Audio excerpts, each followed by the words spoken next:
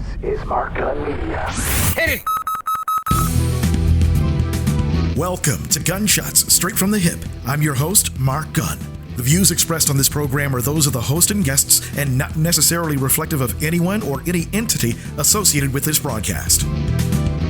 This episode, Critical Race Theory and America's Critical Condition.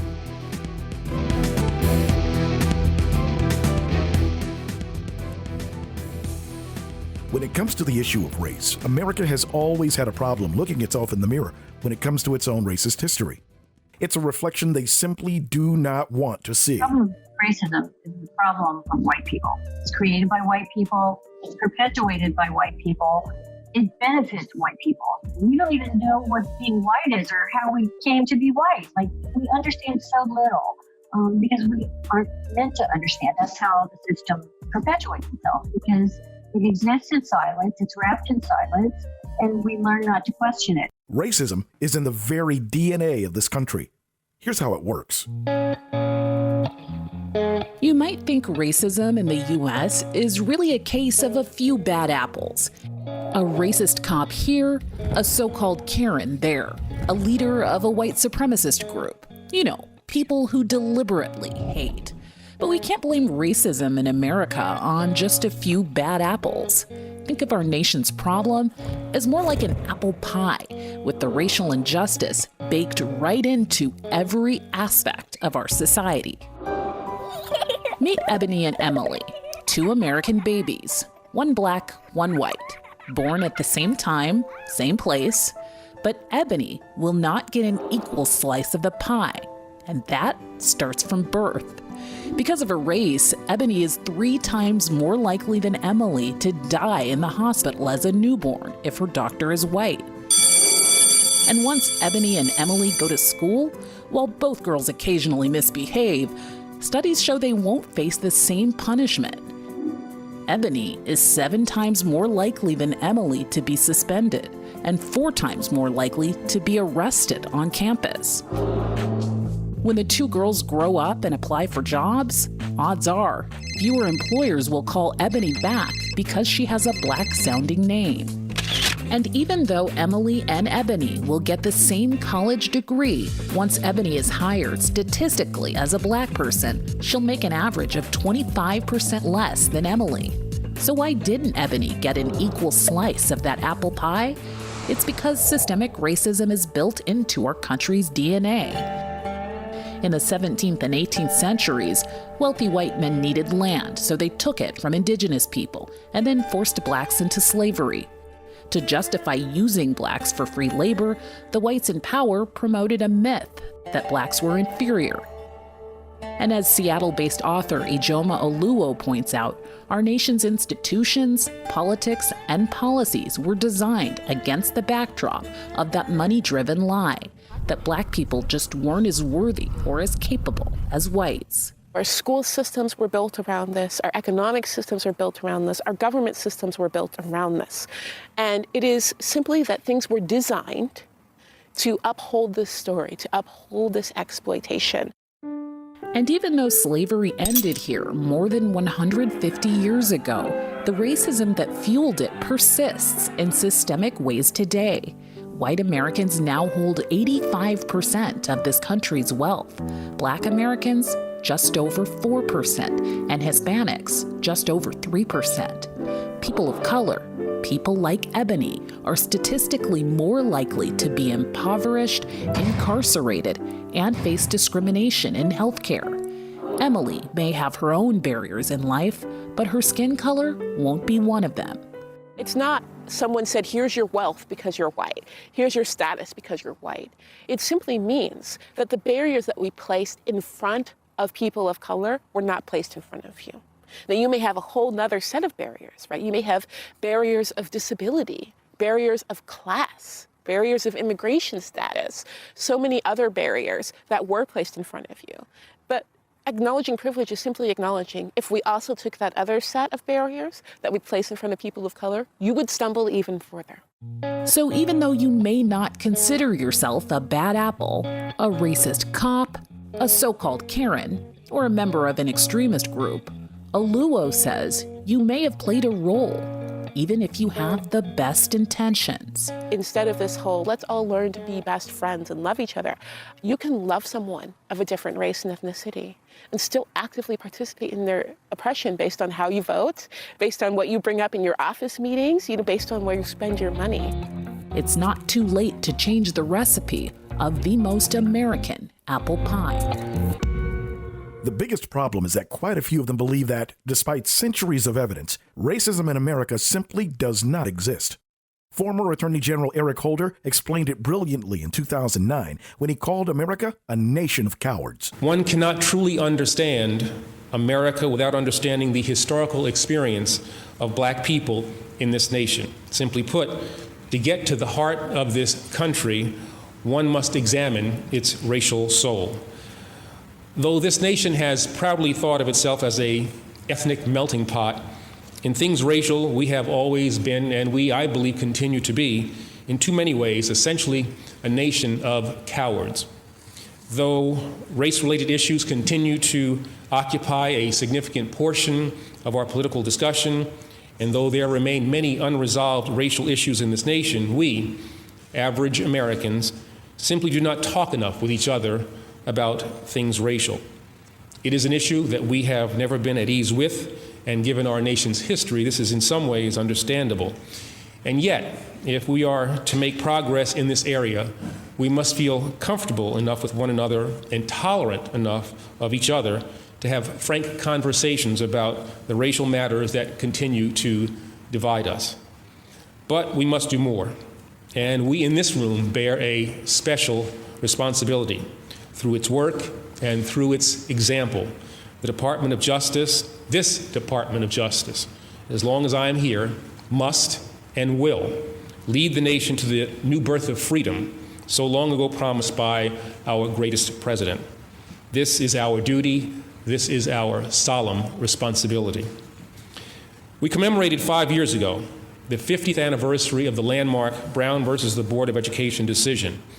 And though the world that we now live in is fundamentally different than that which existed then, this nation has still not come to grips with its racial past, nor has it been willing to contemplate in a truly meaningful way the diverse future it is fated to have. To our detriment, this is typical of the way in which this nation deals with issues of race. And so I would suggest that we use February of every year to not only commemorate Black history, but also to foster a period of dialogue between the races. Our history has demonstrated that the vast majority of Americans are uncomfortable with and would like to not have to deal with racial matters, and that is why those of us, Black or white, elected or self-appointed, who promise relief and easy, quick solutions, no matter how divisive, people like that are too often embraced. We are then free to retreat to our race-protected cocoons, where much is comfortable and where progress is not really made. If we allow this attitude to persist in the face of the most significant demographic changes that this nation has ever faced, and remember, there will be no majority race in the United States in about 50 years, the coming diversity that could be such a powerful, positive force will instead become a reason for stagnation and polarization. And though there is a crying need for all of us to know and to acknowledge the contributions of Black Americans, a Black History Month is still a testament to the problem that has afflicted African Americans throughout our stay in this country. Black history is given a separate and unequal treatment by our society in general and by our educational institutions in particular. As a former American history major, I'm struck by the fact that such a major part of our national story has been divorced from the whole. In law, culture, science, athletics, industry, and other fields, knowledge of the roles played by Blacks is critical to an understanding of the American experiment. Just like clockwork, Holder was accused of being a race baiter and that he was stirring the pot. In fact, that's pretty much the reaction to anyone who dares to even bring up the topic. I've been accused of it quite a few times myself. The other argument you often hear is that talking about race keeps up the division. Or one of my favorites, we get accused of, quote, playing the race card. Freshly baked organic spelt, $10.95. Organic Organic full cream milk, $5. Fair trade dark chocolate, $7. A cheeky grape, free. Excuse me? I was here first. No, I was here first. Race card? Priceless. Introducing the Race Card Platinum. Race Card Platinum, because everybody's equal, but some more equal than others. Ever since slavery ended, blacks in this country have been in a constant fight to gain true equality, and those efforts have been systematically stifled at every turn. Education continues to be at the very heart of what I call the Great White Lie. As they say, history is written by the victors, and the United States of America has been the victor quite a lot. For this reason, they've gotten to write most of their own history, and it tends to be quite positive and rather rosy, and full of little vignettes that make particular groups' pet theories look rather grand. However, the truth is that when victors write the history, they often leave out the unpleasant details and even insert little bits of propaganda. We're going to go over the truth of American history. The Emancipation Proclamation freed the slaves, and that was that. As far as many Americans are concerned, the Emancipation Proclamation freed the slaves and the sweet sound of freedom rang out across the land, and all was well, until those pesky Jim Crow laws came about. However, after the Emancipation Proclamation and before Jim Crow really got going, Congress passed the 13th Amendment, which officially outlawed slavery and freed the remaining people held in bondage, except those who had committed felonies and were slaves of the state, whose labor the state could sell as it wished. The Emancipation Proclamation only freed the slaves who were in states in open rebellion, which didn't even include every major slaveholding state, and overall accounted for only about 3/4 of the slaves in the country. While it was a big move, it was also only a presidential move that Lincoln could use because of the war, and it did not outlaw slavery or free all of the slaves. That would come later after the North beat the South soundly into the ground. According to what kids learn in this country, our history didn't begin until 1619, when the first kidnapped slaves landed in Virginia. And throughout time, our inventions, achievements, and contributions have been whitewashed, and our kids have been the victims of the most successful act of brainwashing ever devised. In fact, at this very moment, politicians are engaged in a concerted effort to not only continue the Great White Lie, but to limit what can be taught about this country's racist history. Tennessee Republican State Representative Justin Lafferty is facing some pretty intense backlash after defending what's widely viewed as one of the most racist deals in U.S. history. I've heard referenced in here, as you all have, the Three-Fifths Compromise that was made long ago. Quick question for all of you. Pull out a piece of paper, write down why that compromise was reached. The Three-Fifths Compromise was a direct effort to ensure that southern states never got the population necessary to continue the practice of slavery everywhere else in the country. By limiting the number of population in the count, they specifically limited the number of representatives that would be available in the slave-holding states, and they did it for the purpose of ending slavery, well before Abraham Lincoln, well before a Civil War. That's not right. There's a quick history lesson for you here. Three-Fifths Compromise, 1787. Compromise agreed that for the purposes of representation, taxation, only 3/5 of a state's enslaved people would be counted toward its total population. It was called a compromise because there was this philosophical disagreement over slavery as the Constitution of the United States was being drafted. Slaveholding states wanted to exploit their slave population and gain as much influence in the new Congress as possible. And states that did not own slaves, they argued that the enslaved population should not be fully counted because they feared such representation would make the South too powerful. Now, the compromise eventually landed on counting 3/5 of the enslaved population. However, as time goes on and there's greater access to information, more black people have been recognizing the Great White Lie for what it is and have been waking up from their red, white, and blue-induced slumber. We no longer depend on the school system to learn our true history. We're getting to a point to where we're no longer dependent on white-owned media to tell our stories either. We're fighting racism in ways that, quite frankly, scare a lot of white people, and that's where this latest debate comes in. Critical race theory, or CRT, according to the Encyclopedia Britannica, is an intellectual movement and loosely organized framework of legal analysis based on the premise that race is not a natural, biologically grounded feature of physically distinct subgroups of human beings, but a socially constructed, culturally invented category that is used to oppress and exploit people of color. Critical race theorists hold that the law and legal institutions in the United States are inherently racist in as far as they function to create and maintain social, economic, and political inequities between whites and non-whites, especially African Americans. Dr. Imani Perry, professor of African American Studies at Princeton University, explains. The most straightforward way to explain critical race theory is to begin with the civil rights movement, right? So the victories of the movement, which we all know, are found in federal legislation, Civil Rights Act, Voting Rights Act, but also an anti-discrimination law, essentially laws that declared Jim Crow policies unconstitutional. So after that moment, we began to understand, of course, that Black people suffered many other forms of injury and had many systems of disadvantagement and inequality in their lives, right? And so legislatures and municipalities and organizations began to make specific efforts to target African Americans with programs to address current and past discrimination.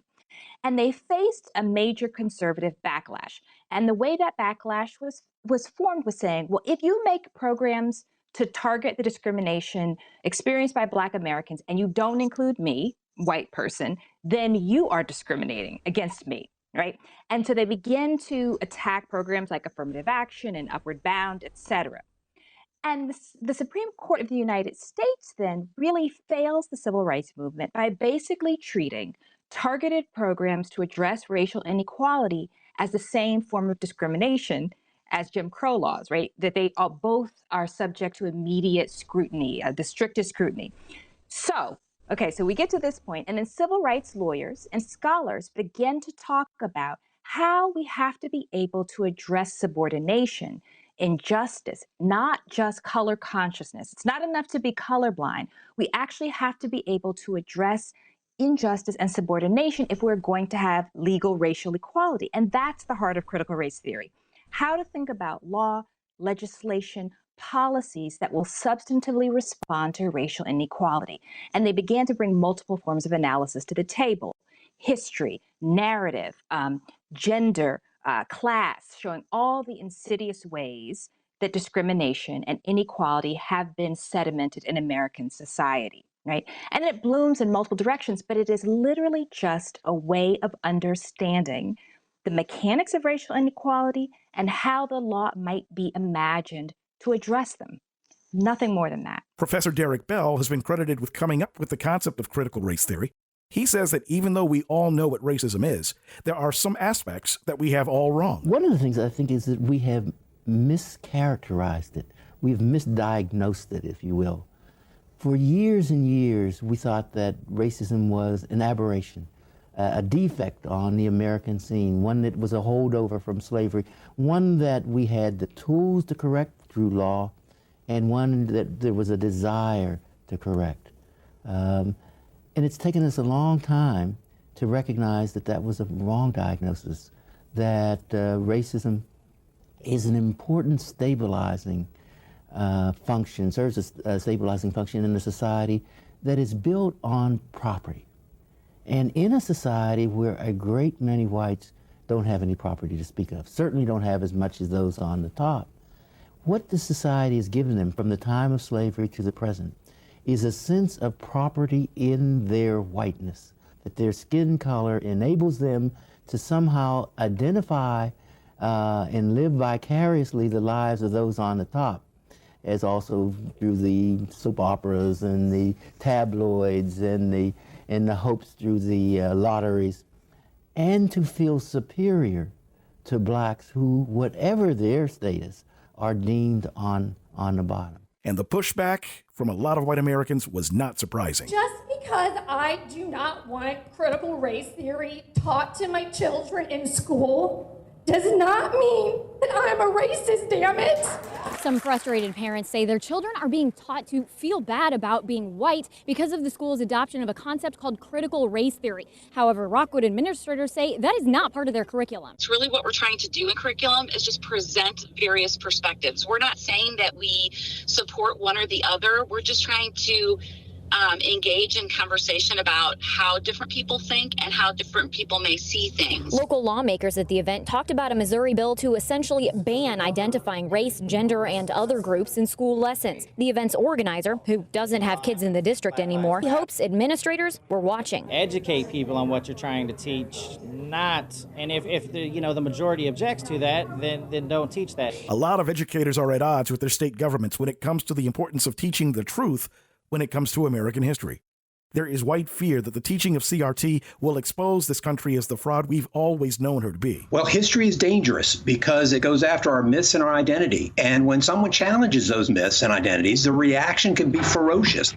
And I think that's what we're seeing now. But for me, who grew up as a white Southerner infused with what I call the lost cause myth, which is that the Civil War wasn't about slavery, that Lee was the greatest human, that Reconstruction was a failure, that enslaved people were happy. Well, these are monstrous lies that formed a violent white racist society in the South. The South of my birth was a racial police state. And I realized that I couldn't convince people that there was another story here unless I used my own story to do that. And in fact, I kept running into problems to be able to convince people that the Civil War was about slavery. And I was more successful when I made myself vulnerable and said, hey, I grew up with these lies too, but these lies infect American history. They infect our society. And the only way that we can get past this, the only way that we can confront and have a better future is to acknowledge and understand our racist past. Other countries have a much better handle on dealing with their past than the so-called greatest nation on earth. While America celebrates its racists and traitors with Confederate monuments and statues, have you ever wondered why Germany, the country responsible for the wholesale slaughter of millions of Jews, goes out of its way to ban symbols of its Nazi past? Why do they take great care in teaching their children their complete history? South Africa, after apartheid, even set up a Truth and Reconciliation Commission. Why are these countries so committed to the truth while America continues to embrace the great white lie? Dr. Jane Elliott has an answer. Number one, the effects on people who look like me are to cause them tremendous fear because they know that within 30 years, and now it's about down to 20 years, we melanemic people will be a numerical minority in the United States of America. That's the way it is. And incidentally, this is not America. America is everything from the northernmost point of Canada to the southernmost point of South America, and we, in our arrogance, call it America, as if the 48 contiguous states, Alaska, Hawaii, and the islands off the southeastern coast of the United States are all that constitutes America. We've got to change our vocabulary. I'm an educator. Educators are engaged in the business of leading people out of ignorance. The Proud Boys, the Oath Keepers, that whole group of mostly white, fairly young men, most of them are old enough to know better, but too damn young to care. And you cannot solve things by saying to people, my mind's made up, don't confuse me with facts. And that's exactly what most of us are doing most of the time in this country right now. We want to pretend that what we have is what we have described. It isn't. This country, which is getting increasingly racist in its behaviors and its attitudes because of the fear of white people that when people of color get power, they're going to want to treat us the way we have treated them. That is the major problem in the United States right now, is white fear of retribution. I think we could give up that fear. I have watched people go through this exercise, the blue-eyed, brown-eyed exercise, and after it's over, I have heard them say, I had no idea. I will not abuse people. I will not make them feel the way I felt when I was on the bottom. I never knew how it felt to be on the bottom before. Now I found out how that feels. I will never do something that will make someone feel the way I felt for just an hour and a half. I think we have misjudged the intelligence and the humanity of a whole lot of people of color, and that's why we're afraid of them. The other fear in teaching critical race theory is that we as black people are finally correcting the mistake of letting others control the narrative when it comes to our history. It is incredibly threatening to white people to have history reframed not on their terms. As an acknowledgement that this country was built a large part by the backs of our ancestors. I believe that we make the mistake in allowing white folks to basically to sever American history. The mistake in severing American history from 1619 to 1863 is they then say, okay, then you have 12 years of Reconstruction, and then you have 1877 with the Great Compromise of 1876. The problem with that, the problem with the Great Compromise of 1877, the problem with the severing is they don't want to admit that was a continuation. So for me, Jim Crow follows slavery, even with the years of Reconstruction. That's right. So I don't sever it. And so you have to link the blackface, because same thing with the unfurling of the Confederate flag. Okay, that thing was out of American society for at least 2 generations. But when the Democrats chose to put civil rights in their plank in 1948, that's when the white Dixiecrats lost their mind, had their convention in Mississippi in 1948, and reintroduced the flag, the Confederate flag, to this country. So all the people who are running around the Confederate flag, that ain't from the Civil War. Oh, that's honoring our ancestors. No, it's from 1948. So all those things have to be tied together, and you also have to tie Angela Davis together, because the anger at the Black Freedom Movement, the anger at Black Panthers, the anger, all those sort of things, they all go together, so they all are part of this continuum. And see, as long as we allow them to own the narrative, to establish the narrative and set the parameters of the conversation, that's when it's like, oh no, that was so long ago. It's like, no, it wasn't. Because see, that was last week. Critical race theory is yet another opportunity to take another few steps in reconciling its racist past. It can't be avoided, because even if it's not taught in the school system, people will find ways of getting the information. Think about it. As Black people like me learn more of the truth about this country and our history as enslaved Africans, you're seeing more of a hostile and less patriotic attitude toward the United States. It's because of its continued embrace of the delusion that this is the shining city on the hill, and the continued denial of its ongoing atrocities. I've said it before, and I'll keep saying it. America's whiteness will be the cause of its self-destruction. White men have already been deemed as its greatest threat. You can either learn the truth or suffer the critical consequences. The choice may no longer be yours. You've been listening to Gunshots Straight from the Hip.